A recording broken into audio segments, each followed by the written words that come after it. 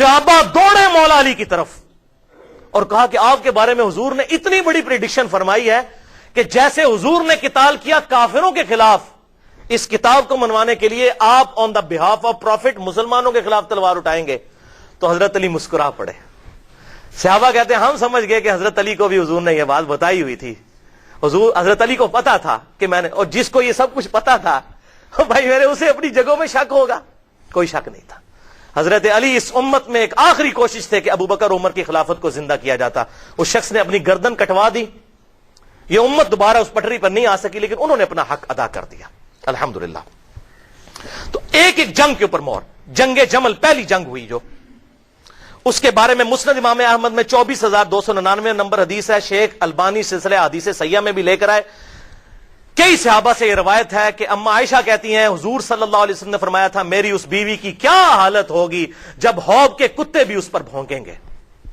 اور جب عبداللہ ابن زبیر حضرت عائشہ کو حضرت علی کے خلاف لڑانے کے لیے لے نکلے جمل کے لیے، تو راستے میں ایک جگہ پڑاؤ کیا تو کتے بھونکنا شروع ہو گئے۔ حضرت عائشہ نے کہا یہ کون سی جگہ ہے؟ سب نے کہا یہ حوض ہے۔ حضرت عائشہ نے رونا شروع کر دیا، انہوں نے کہا میں آگے نہیں جاؤں گی، مجھے حضور کی وہ بات یاد آ گئی کہ آپ نے فرمایا کہ میری ایک بیوی ایسی ہوگی کہ جس پر کتے بھی بھونکیں گے اس کے عمل کی وجہ سے، مجھے واپس لے چلو۔ عبداللہ ابن زبیر نے کہا اماں آپ کو تو صلح کے لیے لے کے جا رہے ہیں۔ اس طرح بہلا پھسلا کر لے گئے، اور پھر انجام کیا ہوا؟ پوری زندگی حضرت عائشہ رویا کرتی تھی۔ المصنف ابن ابی شیبہ میں موجود ہے، صحیح بخاری میں موجود ہے کتاب الجنائز کے اندر، وہ کہتی تھیں، المصنف ابن ابی شیبہ کے الفاظ ہیں کہ میں نے حضور کے بعد بدعت کی ہے علی کے خلاف جو نکلی، حضرت عائشہ کے الفاظ ہیں۔ یہ نیک آدمی کی نشانی ہوتی ہے، اللہ تعالیٰ اسے توبہ کی توفیق دنیا میں دیتا ہے۔ مجھے میری سوکنوں کے ساتھ دفن کرنا، اور یہ الفاظ بخاری میں بھی موجود ہیں۔ میں نہیں چاہتی کہ ابو بکر اور عمر اور رسول اللہ کے ساتھ دفن ہو کر لوگ ان کی وجہ سے میری تعریف کریں کہ جو کچھ میں نے حضور کی وفات کے بعد کیا۔ پوری زندگی وہ روتی رہیں، اللہ تبارک و تعالیٰ نے انہیں توبہ کی توفیق دی۔ اما عائشہ دنیا سے پاک و صاف ہو کر اٹھائی گئیں۔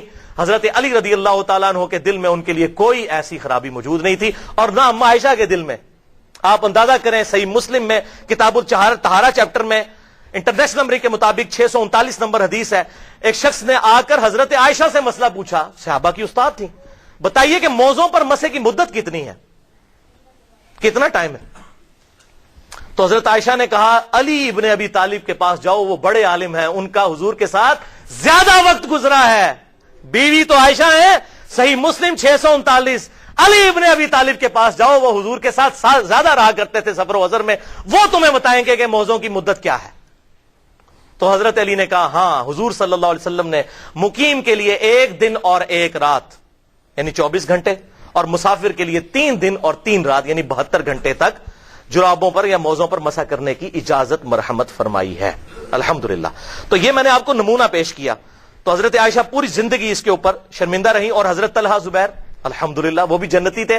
المستدرک للحاکم میں موجود ہے پوری ڈیٹیل کے ساتھ، انٹرنیشنل نمبر کے مطابق 5591 نمبر حدیث کہ حضرت طلحہ اور حضرت زبیر جنگ چھوڑ گئے۔ حضرت علی کو سامنے دیکھا کہ عمار ابن یاسر جو ہیں وہ سامنے جنگ میں ہیں، تو ان کا عمار کو تو باغی جماعت قتل کرے گی، بخاری اور مسلم کی حدیث ہے، جنگ چھوڑ گئے۔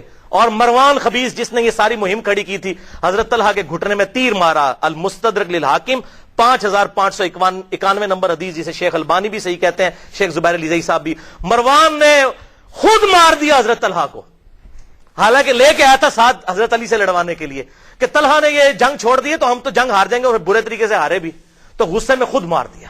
یہ صحابہ کے قاتل اور گستاخ پارٹی جس کا دفاع لوگ کرتے ہیں۔ پھر جنگ صفین، صحیح بخاری میں انٹرنیشنل نمبر کے مطابق 2812 نمبر حدیث ہے، صحیح مسلم میں موجود ہے۔ آپ صلی اللہ علیہ وسلم نے حضرت عمار ابن یاسر کو دیکھا کہ مسجد نبی کی تعمیر کے دوران باقی تو ایک ایک اینٹ رکھ رہے ہیں، حضرت عمار نے 2 اینٹیں اٹھائی ہوئی ہیں، بڑے بڑے پتھر۔ حضرت عمار یعنی اتنے جوشیلے قسم کے جوان تھے، حضور صلی اللہ علیہ وسلم کو بڑا ان پر رحم آیا۔ آپ صلی اللہ علیہ وسلم نے ان کے جسم سے مٹی جھاڑی اور کہا کہ اے سمیہ کے بیٹے، تجھ پہ وہ بڑی مصیبت آئے گی، افسوس تجھے ایک باغی جماعت قتل کرے گی۔ عمار تو ان کو تو جنت کی طرف بلا رہا ہوگا، لیکن وہ جماعت تجھے دوزخ کی طرف بلا رہی ہوگی۔ تو اسلام کے لیے قربانیاں کر رہا ہے تو دیکھ تیرا حشر کیا کریں گے یہ لوگ جو فتح مکہ پر معافیا مانگ کے مسلمان ہوئے، تیرے ساتھ کرتے کیا ہیں یہ لوگ۔ یہ بخاری اور مسلم دونوں میں موجود ہے۔ اور شیخ زبیر علی زئی صاحب مجھے خود کہا کرتے تھے، علی بھائی جب میں یہ بخاری کی حدیث پڑھتا ہوں کہ عمار جنت کی طرف اور اللہ کی طرف بلائے گا، یہ دونوں الفاظ ہیں، اور عمار کے مخالفین دوزخ کی طرف بلائیں گے تو میں کانپ اٹھتا ہوں کہ میں اس حدیث کی کیا تعویل بیان کروں. اور پھر کیا ہوا؟ عمار ابن یاسر کو قتل کیا گیا. مسند امام احمد 16744، مستدرک للحاکم میں 5661 نمبر حدیث ہے.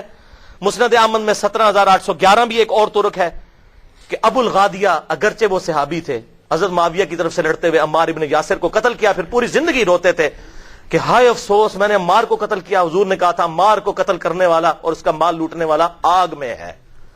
عبداللہ بن عمر بن عاص وہاں پر بیٹھے ہوئے تھے. ایک شخص عمار بن یاسر ابن یاسر کا گلا کاٹ کر امیر معاویہ کے سامنے لایا اور کہا کہ یہ دیکھو خوشخبری ہو. عبداللہ بن عمر بن عاص کانپ اٹھے. انہوں نے کہا کہ تم ایک دوسرے کو دوزخ کی مبارک دو. میں نے رسول اللہ سے سنا تھا کہ عمار کو ایک باغی جماعت قتل کرے گی، عمار ان کو اللہ کی طرف بلائے گا، وہ دوزخ کی طرف بلانے والی جماعت ہوگی، اور تم نے عمار کو قتل کر دیا اور تم خوشیاں منا رہے ہو، اور عمار کا مال لوٹنے والا اور اس کو قتل کرنے والا آگ میں ہے. والعیاذ باللہ تعالی. اور یہی وجہ تھی بھائیو، حضرت طلحہ، حضرت زبیر، حضرت عائشہ، ان کا معاملہ بالکل ڈیفرنٹ ہے. یہ دنیا سے پاک و صاف ہو کر اٹھے ہیں، کیونکہ جس نے توبہ کی وہ ایسا ہے جس نے گناہ کیے ہی نہیں. حضرت علی ان کے بارے میں دل صاف رکھتے تھے. کتنی روایتیں موجود ہیں فضائل صحابہ احمد بن حنبل میں، صحیح سند کے ساتھ موجود ہے. حضرت علی کہتے تھے جو قرآن میں آیت ہے نا کہ قیامت والے دن اللہ تعالیٰ مومنین کے درمیان دلوں میں جو قدورتیں ہیں وہ نکال دے گا، مجھے یہ آیت میں اللہ سے امید کرتا ہوں کہ طلحہ، زبیر اور میرے بارے میں ہوگی. میں طلحہ زبیر کو میں نے معاف کر دیا، لیکن لیکن لیکن جس نے اسلامی خلافت کو نقصان پہنچایا اس کو مولا علی نے معاف نہیں کیا. اور وہ المصنف ابن ابی شیبہ میں انٹرنیشنل نمبر کے مطابق 7050 نمبر حدیث ہے. تابعین کہتے ہیں ہم نے مولا علی کے پیچھے عشاء کی نمازوں میں قنوت نازلہ پڑھی. آج لوگ قنوت نازلہ پڑھ رہے ہیں انڈیا کے اوپر اور فلاں فلاں کے اوپر. قنوت نازلہ حضرت علی نے پڑھی کہ اسلامی نظام جا رہا ہے. اللہم علیک بمعاویہ و اشیاءہ، اللہم علیک عمر ابن عاص و اشیاءہ. اے اللہ معاویہ اور اس کی پارٹی کو تو پوچھ، عمر ابن عاص اور اس کی پارٹی کو پوچھ. اسلامی نظام کو خطرے میں ڈال دیا ان لوگوں نے. قنوت نازلہ. اور اس حدیث کو شیخ البانی بھی صحیح کہتے ہیں. شیخ زبیر علی زئی رحمہ اللہ نے بھی اپنی وفات سے 3 مہینے پہلے مقالات کی 6 جلد میں یہ روایت نقل کر دی ہے الحمدللہ رحمہ اللہ تعالی. اور بھائیو، تیسری جنگ، جنگ نہروان، جو خوارج کے خلاف لڑی گئی، بخاری اور مسلم کے پورے چیپٹرز ہیں خوارج کے بارے میں، کہ نبی صلی اللہ علیہ وسلم نے ارشاد فرمایا کہ خوارج سے وہ جماعت قتال کرے گی جو اس روئے ارض کے بہترین لوگ ہوں گے اور خوارج بدترین لوگ ہوں گے. اور کتنی احادیث ہیں. اور ابو سعید خدری کے الفاظ ہیں بخاری اور مسلم میں انٹرنیشنل نمبر کے مطابق، بخاری میں 2456، مسلم میں 6933. اے اہل عراق تمہیں مبارک ہو، تم ہی تو ہو جنہوں نے مولا علی کے ساتھ مل کر نہروان پر خوارج کو قتل کیا تھا. تمہارے بارے میں حضور کی یہ بشارتیں ہیں. ابو سعید خدری رضی اللہ تعالیٰ عنہ کہا کرتے تھے. اور صحیح مسلم میں انٹرنیشنل نمبر کے مطابق 2459 نمبر حدیث ہے کہ خوارج کے ساتھ وہ جماعت قتال کرے گی کہ جب میری امت میں 2 پارٹیاں بن جائیں گی، جو جماعت حق کے قریب ہوگی، اقرب الی الحق، وہ قتال کرے گی. اس کے بعد اہل سنت، اہل تشیع کا اتفاق ہو گیا کہ اقرب الی الحق حضرت علی ہے. اقرب الی الحق سے یہ نہ سمجھیے گا کہ دوسرے بھی حق پر ہیں، نہیں، یہ اصول ہے، عربی کا محاورہ ہے. سورہ آل عمران میں اللہ تعالیٰ نے کہا منافقین کے بارے میں کہ جنگ احد میں جب وہ بھاگ گئے تھے اس دن وہ ایمان سے زیادہ اقرب الی النفاق تھے، نفاق کی طرف زیادہ تھے، وہ آگ کی طرف تھے. تو یہ نہیں مطلب کہ ان میں ایمان بھی تھا، پکے منافق تھے. تو یہ محاورہ اقرب الی الحق کا حق کا مطلب ہے کہ حق والا. الحمدللہ.